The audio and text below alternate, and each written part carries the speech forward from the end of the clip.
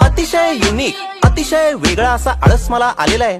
त्यामुळे खरंच मला पडू दे, जे काही बाहेर घडतंय ते घडू दे. डावे उजवे भिडतायत तर भिडू देत, आवाज त्यांचे चढतायत तर चढू देत.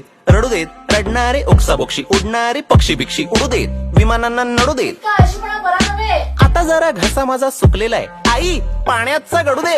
आणि पुढच्या वेळेस असा फालतू आळस केलास ना तर बबडूला तुझा लहानपणीचा साडीतला फोटो पाठवीन.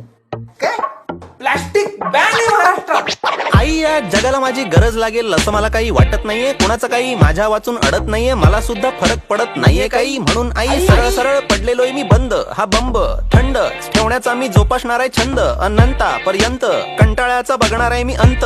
राहणार आहे मी गप्प, आता होणार आहे मी परमनंट ठप्प. अतिशय युनिक आयडिया आहे ही इतकी युनिक आयडिया आहे, वेगळी आहे ही आयडिया, भन्नाट आयडिया आहे की या आयडियाला मी स्वतःच सपोर्ट करतोय. Hello, is this Elon?